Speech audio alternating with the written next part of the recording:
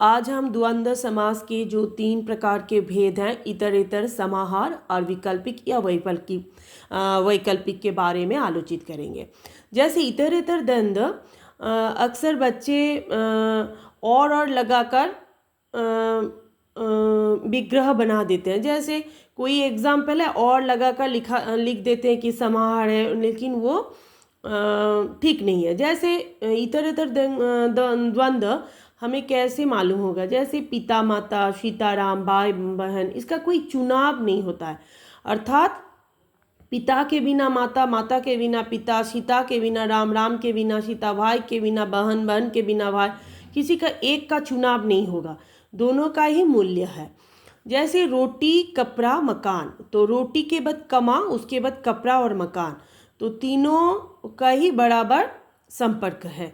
इसी कारण ये हो गया इतरेतर द्वंद्व।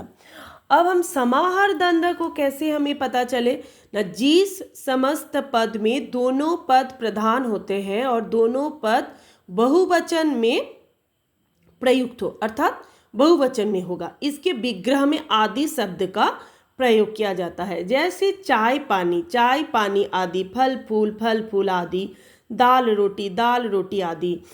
और कोई एग्जाम्पल है, जैसे चाय वाय, चाय यहाँ शब्द है लेकिन वाय क्या है? ये निरर्थक शब्द है।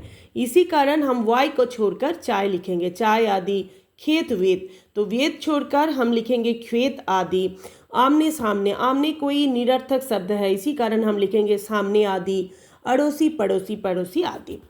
तो हो गया इतरेतर द्वंद्व और समाहार द्वंद्व। और विकल्पिक द्वंद्व को हम कैसे समझेंगे न? जिस समस्त पद में दो विरोधी शब्द अर्थात ऑपोजिट वर्ड अर्थात उल्टा शब्द का प्रयोग होते हो और प्रत्येक दो पदों के बीच या अथवा में से किसी एक का लोप पाए जाते हैं, उसे हम वैकल्पिक या विकल्पक द्वंद्व समास कहते हैं। जैसे सुख दुख, सुख या दुख, पाप पुण्य, गुण दोष, हानि लाभ, शीतोष्ण, दो चार, ऐसे करके एग्जाम्पल दिया हुआ रहेगा कि सब मिलाकर। जैसे सुख दुख हम लिखेंगे सुख या दुख समाहार द्वंद्व।